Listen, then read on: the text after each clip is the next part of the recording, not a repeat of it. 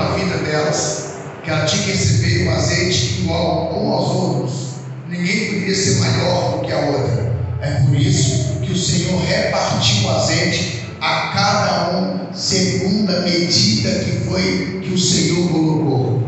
A segunda coisa, a Bíblia vai dizer que o Senhor agora começa a medir cada tanto de azeite e começa a distribuir as 10 moças, as 10 virgens, e cada um pega seu azeite, e no seu azeite a sua responsabilidade é algo que ela tinha que vigiar, e todas elas têm que vigiar para que ninguém rouba, que não venha gastar com coisa alheia.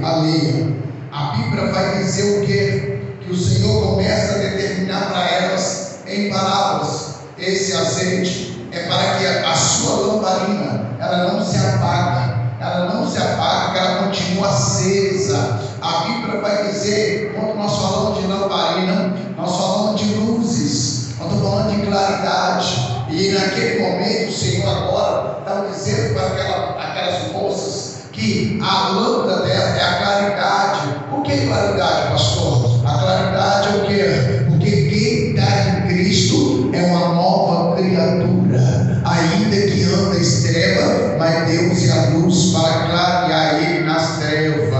A Bíblia vai dizer que o Senhor coloca agora um tipo para nós entender. Ele coloca azeite, dizendo: esse azeite vai ser necessário que as lâmpadas continuassem acesas. O que nós podemos trazer hoje de azeite para nós aqui hoje? Azeite, existem 3 coisas específicas na vida do crente. 3 coisas: é oração, jejum e vigilância. Aleluia! São 3 coisas que não pode faltar na vida dos cristãos. Pode faltar dinheiro, pode faltar alegria, pode faltar saúde, mas não pode faltar oração, e nem jejum, e nem vigilância. Glória a Deus! Ora vigia, quem vigia ora, quem ora e vigia, quem ora e jejua, mas também tem que vigiar, porque presta atenção uma coisa: a Bíblia vai dizer que o azeite foi colocado para cada uma delas, e o Senhor diz assim: olha, esse azeite é ato de você permanecer na minha presença. Ninguém aqui aparece na presença de Deus, presbítero, não no pecado e nem na mentira. A mentira, irmãos, a Bíblia vai dizer que a mentira tem dono, tem o Senhor. A Bíblia diz que o Senhor da mentira chama Lúcifer, que é o pai da mentira. A Bíblia diz que todo aquele que está em mentira não está em Cristo. A Bíblia diz que todo que mente para às vezes tomar êxito do erro que você cometeu, é como dizer assim: eu pequei agora, mas eu vou contar mentira e todo mundo vai me entender que eu não sou culpado. Mas entenda isso aqui: essa contagem ela não é humana. Essa contagem da mentira não é humano. Por que humano? Porque o pastor ele vai entender que você está falando a verdade. Então ele não sabe se é verdade, se é mentira. Então ele vai entender que é tudo verdade. Mas essa contagem ela vem do céu. A Bíblia diz que a mentira, a contagem da mentira vem ao céu. E a Bíblia vai dizer o quê? Aquele que está em mentira não procede de Deus. Tudo que fala em mentira não é o Espírito Santo que está falando na boca do homem, é o Espírito anticristo. Porque o Espírito que fala a verdade, que confirma a verdade, é o Espírito da excelência, o Espírito da verdade. A Bíblia vai dizer o quê? Se nós estamos na verdade, Ele também está em nós. Se nós estamos na verdade, Ele está em nós. O Pai, o Filho, o Espírito Santo, Ele sempre vai habitar em templo aonde há sinceridade, aonde há verdade. Glória a Deus! Olha só, a Bíblia vai dizer que o Senhor diz assim: olha, você pode andar para vários locais, mas não esquece do seu azeite. A Bíblia vai dizer o quê? O azeite ele só acaba, ele só está acabando quando alguém passa a luta. É verdade. O seu depósito no céu é o azeite. Aonde você conquistou seu azeite? Na oração, no jejum e na vigilância. Aí a Bíblia diz que fica depositado no seu azeite. Se você começa a passar prova e não se humilha, o seu azeite vai sair do estoque. Porque Porque a tendência é que alguém passar a prova e continuar pagando preço, continuar jejuando, continuar orando, continuar fazendo a obra de Deus. Aí aquele azeite seu que está depositado fica permanente guardado. Num caso de extrema necessidade, ele pode ser utilizado nas ocasiões difíceis. Então o que aconteceu com aquelas moças? Aquelas moças, acima prudente, ela carregava seu azeite, mas quando ela passava a luta, ela estava lá do joelho orando, ela estava clamando, ela estava se humilhando em Deus. Ela não precisou de guardar, usar o estoque que estava lá no céu. Mas a outra louca não, ela viu que ela estava passando por luta, ela não está nem preocupada se vai precisar de azeite, se não vai. O importante é ela continuar vivendo a vida que ela queria viver relaxadamente. Olha que coisa interessante. A Bíblia vai dizer, ele já começa a destacar que existe dois tipos de crente: é crente abençoado e um crente relaxado. O crente relaxado, irmão, é aquele crente que não importa com nada, não importa com a sua família, não importa com o seu filho, não importa com o seu marido, não importa com a sua mãe que é mundana. Porque quando nós nos tornamos preocupantes, nós começamos a orar para Deus entrar com providência na casa da minha mãe, entrar com providência na casa do meu irmão. É como disse lá no livro de Atos dos Apóstolos, capítulo 16, que quando o Senhor disse o que faço, eu posso fazer para me ser salvo, Paulo disse: creia no Senhor, será salvo tu e tua casa. Sabe o que a pessoa está dizendo para mim aqui hoje? Se eu quero que a minha família seja salva, eu tenho que estar com azeite cheio, eu tenho que estar cheio do azeite para me orar para a minha família, para me olhar para o meu mãe, para olhar para os meus irmãos, para que Deus faça uma obra especial. Aí tem muitos que dizem: pastor, o importante é só eu ser salvo. Mas se você entender que essa promessa ela só vai concluir na minha vida, é quando eu saber que através da minha oração Deus pode fazer algo surpreendente. Porque presta atenção uma coisa: Deus conhece quando alguém dobra o seu joelho, Deus conhece alguém quando dobra o seu pensamento ao céu, quando aqueles que largam o mundo, largam o pecado e começam a adorar o Senhor na santidade. Olha que coisa interessante: aquela mulher agora começa a sentir falta do azeite, ela vai para sua companheira, sua amiga que está com o azeite cheio, lotado, e diz: olha, você podia me dar um pouco do seu azeite, porque o meu já está acabando. A Bíblia vai dizer o quê? Que aquelas prudentes olham para a louca e diz: olha, deixa eu te falar com você, eu não posso te dar meu azeite, porque olha, se eu te dar meu azeite, vai voltar para mim na hora que vier o noivo. Na hora que o noivo vier, meu azeite não vai dar tempo de eu economizar o azeite para esperar a vinda do noivo. Mas olha só, eu quero te dar uma ideia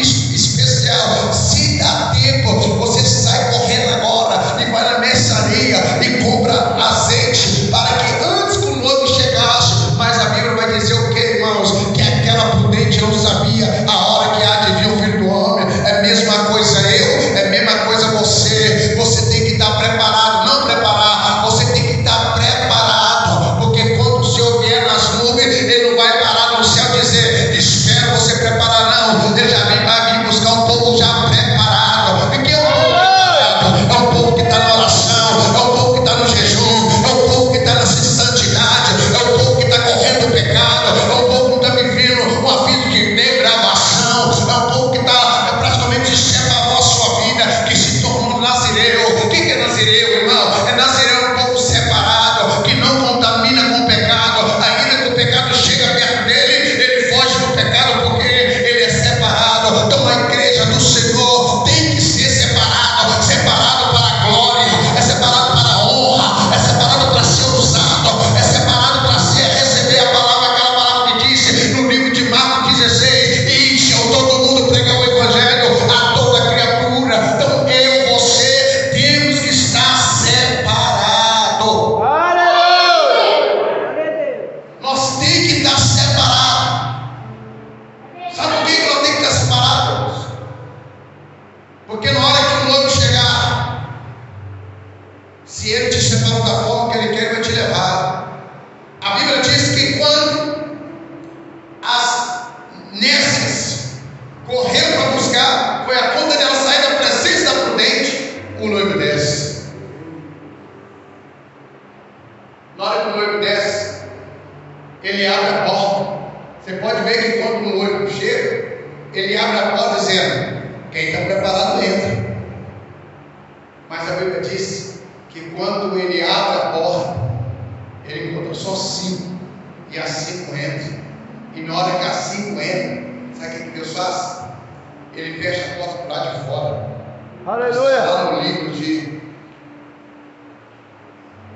Apocalipse, não, Gênesis, que quando o dilúvio fechou a arca, o Senhor fecha ela por fora. Sabe por que o Senhor fecha ela por fora? É sinal dizendo: misericórdia nunca mais.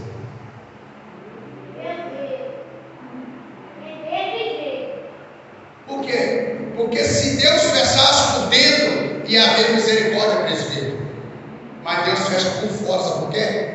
Sabe por que ele fecha por fora? Ainda que você esmurra a porta, ainda que você quebra a porta, ainda que você grita, que você chora, lágrima de sangue, mas nenhuma misericórdia do céu vai abrir a porta para você. O Senhor está dizendo o quê? O tempo de vida que você viveu aqui na terra, 30, 40, 20, 50, não foi suficiente você consertar sua vida diante de Deus, não? 30, 40 anos, 50 anos, não foi suficiente consertar sua vida diante de Deus? Você quer mais quantos anos? Mais 30, mais 40? Deus não vai dar para nós mais. Aí alguém fala assim: pastor, deixa eu aproveitar minha vida, deixa eu fazer dela o que eu quiser, a minha não é, tudo bem, a vida é sua, você faz o que ela quiser, mas eu não garanto que você vai entrar pelas portas, porque a Bíblia vai dizer o quê? Que quando o Senhor fecha a porta, aqui entrou, estava compartilhando, sabe por quê? O Espírito Santo depois da porta. Aquela que chegou depois, olha, ela chegou cansada, preocupada, desesperada e com azeite cheio na mão. Sabe o que você está dizendo para mim aqui? Depois que a porta fecha, você pode falar para Deus o que você fez. Você ganhou algo ontem, você ganhou algo hoje de manhã, você ganhou algo o ano todo. Você tem filho na fé, você tem mãe na fé, mas não adiantou você ganhar tudo isso e perder a sua alma. A Bíblia diz que eles começam a esmurrar. A Bíblia vai dizer que ela perdeu a sua salvação por causa do azeite. Ela não mijou, ela perdeu a sua salvação. Tem pessoa na igreja que perdeu a sua salvação por causa de quê? Por causa de mentira, por causa de falsidade, coisa mínima. Se eu pisei no seu calcanhar, se eu falei mal para você, ainda que você fica com raiva de mim, mas é minha obrigação falar a verdade para você. É verdade, Deus. Por mais que eu sei que eu posso perder amizade com qualquer um, ou maltratar, falar mal alguém, mas aqui, eu tenho certeza que se eu perder minha amizade, porque eu falei a verdade com o irmão, com você, eu posso perder sua amizade durante um ano, mas depois de um ano eu posso conquistar ela de novo. Agora Jesus não. Se você pediu para ele voltar, ainda que você queira consertar, não vai dar tempo, a porta já fechou. É verdade. Aí faz isso uma palavra, que lamento. É o que aconteceu com aquelas moças. Ela começou a esmurrar a porta. Abre a porta, Senhor. Abra. Aí talvez ela esperava algum sono lá de dentro, mas não estava sono nenhum. O Senhor deixou ela esmurrar a porta.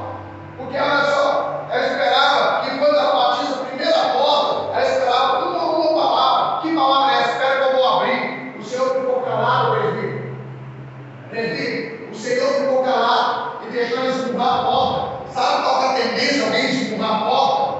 É como dizer assim, ó, eu estou empurrando a porta, eu quero ver quem vai poder abrir. Aí o que vai acontecer? Aí quando a pessoa começa a empurrar a porta, vai começar a lembrar. Como que vai lembrar? Eu tive oportunidade de consertar, não quis consertar. É verdade. Eu tive oportunidade de ir para os meus amigos, meus irmãos, pedir perdão, porque eu falei mal dele, eu não fui lá. não, eu fui tão orgulhoso que eu não fui lá reconhecer que eu errei. Aí vai batendo, na hora que para de bater, na hora que elas param de bater, aí ouço uma voz, e a voz lá de dentro: apartai de mim, vós que praticais a iniquidade. Apartai, eu estou dizendo apartai. Por que apartai? Porque aquele que não chega a Deus, não tem como Deus chegar a ele. Olha só, a Bíblia diz que a pregação de Noé foi muito grande, foi extensa. Todo mundo sabia o que ia acontecer. É como nós hoje. Nós sabemos que o arrebatamento vai acontecer. Nós sabemos que Jesus vai buscar a igreja. As crianças sabem. As crianças de 12 anos para lá sabem que Jesus vai arrebatar a igreja. O César sabe que Jesus vai arrebatar a igreja. O Adilson sabe que o Senhor vai arrebatar a igreja. Então você sabe. A Bíblia vai dizer que não tem ninguém inocente. Não tem ninguém inocente. Sabe por que não tem ninguém inocente? Acima dos 12 se responsabiliza. Então presta atenção aqui. Aí alguém fala assim: pastor, mas eu sou criança, a minha mente é de criança. A mente de criança porque você quer. Mas tem como você tua mente evoluída, mas não que seja humana, mas seja uma mente evoluída espiritual. Entendeu o que é de Deus e o que não é de Deus. O que você está fazendo errado, o que você está fazendo certo. Tem como você entender isso? Agora, a Bíblia vai dizer o quê? Que todo mundo sabia que ele ia acontecer o dilúvio. É como hoje, todo mundo sabe que o arrebatamento vai acontecer. Aí a Bíblia falou assim: aí eu estou vendo isso desde minha avó me contava isso. Minha avó me contava que ele ia vir. E mais quando a avó morreu, a avó tem 50 anos que ela morreu. Então, tem 50 anos que ela fala que ele vai vir, até hoje eu não vi. É isso mesmo. A Bíblia vai dizer o quê? Ele não vai vir a hora que a igreja clama. Ele vai vir na hora que o Pai manda ele buscar a igreja. Aleluia! A igreja pode entrar em campanha, irmão, de 1000 anos, resta um ano, pedindo: vem Jesus, vem Senhor, vem Maranata, Senhor Jesus, vem. Não, ele não vai vir pelo clamor da igreja. Ele não vai vir pelo clamor da igreja. A única coisa que Deus vai vir para o clamor da igreja é socorrer a igreja do perigo. Mas arrebatamento não. Sabe por que não? Porque todo aquele que clama pedindo a vida do Senhor está preocupado só com ele. Porque o clamor maior não é eu clamar: Jesus, volta logo, arrebata a tua igreja, não. O maior clamor que a igreja pode realizar nessa terra é isso. Aleluia! Esse é o maior clamor. A igreja ir para a rua, sair do banco, sair do aconchego, sair do sofá, sair da cama, sair do área de conforto, ir para todo mundo pregar o evangelho.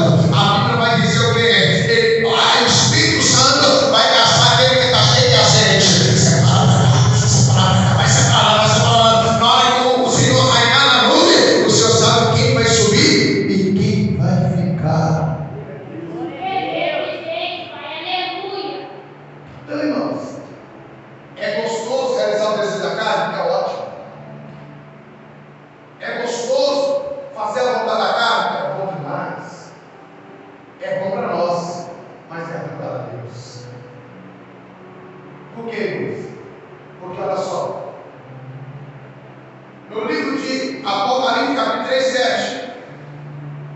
E eu tenho a chave da vida. A chave do abro, a porta do abro, ninguém fecha. A porta do fecho, ninguém abre. No livro de 3, Apocalipse 3, 19, 20.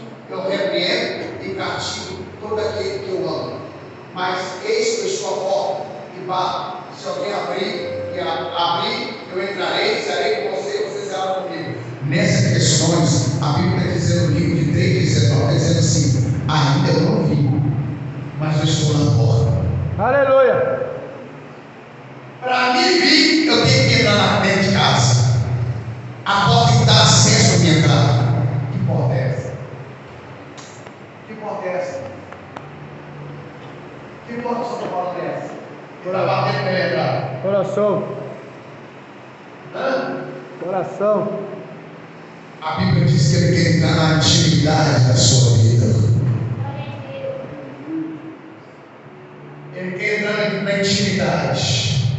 Porque quando ele entra na intimidade da sua vida, irmão, a pessoa assim, ele entra e começa a mexer em todos os organismos. Aleluia. É como assim? Como assim, pastor? Sabe? Como Jesus entra lentamente e começa a mudar. Você não é aqui, você não é aqui, você não é aqui, você não é aqui, você é aqui, você é aqui. Vamos mudando tudo. Vamos mudando o seu pensamento de pensar. Não bota aquele irmão que não precisa acompanhar. Jesus vai tirar aquela lei da nossa mente, não, nossa mente continua fora. Vou colocar outro. Você vai amar aquele que te perseguiu, que te maltratou você. Ele vai começar a tirar tudo que não presta e colocar as coisas boas para quê? Porque quando ele vier, você esteja preparado. Aleluia. Essa é a maior dificuldade a igreja está passando. É a maior dificuldade que a igreja está passando. Tem pessoas que tem chamado. Tem pessoa que sente a presença do Espírito Santo. Tem pessoa que até chora para consertar. Tem pessoa que o seu coração até começa a debater com o Espírito. Doido para se arrepender. Doido. Eu não quero ficar aqui não. Eu não quero ir lançado no inferno não. Mas aqui, a Bíblia vai dizer no livro de Efésios: a obra sem a fé sem obra, ela está morta. Você está me entendendo? Você vai lá comigo assim: ah, eu não estou conseguindo. Não, é porque a sua fé está fraca. É verdade. Você só tem obra, a sua fé está fraca, a sua tem que andar junto. A obra e a fé. Não adianta você querer fazer a obra sem fé. Não adianta você ter fé e tiver obra. Assim tem que andar junto. A obra que eu estou dizendo o quê? Vamos colocar. Você coloca a sua fé em prática. E a obra também. A fé move montanhas. A Bíblia diz que a obra é a obra que você vai fazer primeiro. Olha só que coisa tremenda. Oh, meu Deus, essa pessoa não acredita. Aleluia. Essa obra é só você que faz. Depois ele faz a dele. Aleluia. Primeiro você exerce a sua fé. E qual a obra que você é obrigado a fazer? Largar o adultério, largar a prostituição, largar o cigarro, largar a cocaína, a maconha, largar a mentira, largar a fofoca. Essa é a obra que eu tenho que fazer. Deus não tem que fazer isso para mim. Eu que tenho que fazer junto com a minha fé. Sabe qual a obra que Deus vai fazer na nossa vida depois? Depois que eu fazer a primeira obra na minha vida, Ele vai começar a fazer a obra de quê? Os dons celestiais. Aleluia. Ele vai começar a te dar você visão. Ele vai começar a te dar você autoridade sobre os demônios. Ele vai te dar autoridade para você ter revelação, ter o dom da palavra. Aí vem a obra de Deus. Mas primeiro, nós temos que fazer essa obra. Deus não vai descer aqui na terra e tirar a fofoca da minha boca, não. O Senhor não vai descer da terra aqui para me tirar do adultério, não. Eu tenho que sair do adultério. Eu tenho que sair da cachaça. Eu tenho que sair da maconha.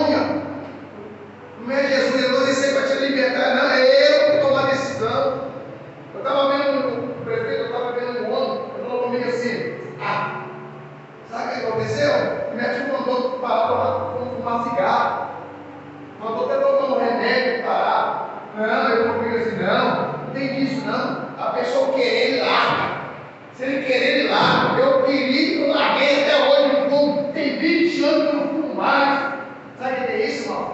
É fé e obra. Então não tem Deus desceu fazer milagre, não. É como nós aqui hoje, irmão, quando nós falamos de coisa que está infringindo a Bíblia, o regulamento do Senhor, isso chama o quê? Câncer espiritual, que isso afeta não nos nossos corpos, mas afeta na nossa santidade, na nossa vida espiritual. Porque o que afeta, o câncer que afeta a nossa carne, é o que leva a nossa sepultura. Mas o câncer espiritual que eu estou falando é o que vai acabando com você com o corpo espiritual. Na hora que você vai ver, você já está morto. Você não obedece mais à liderança, você não obedece mais o líder, você não obedece mais às conselheiras, você não obedece mais à mãe. Olha, irmão, o filho, olha só, vamos entrar aqui. O filho não entende uma coisa. O filho, quando ele começa a ter 5,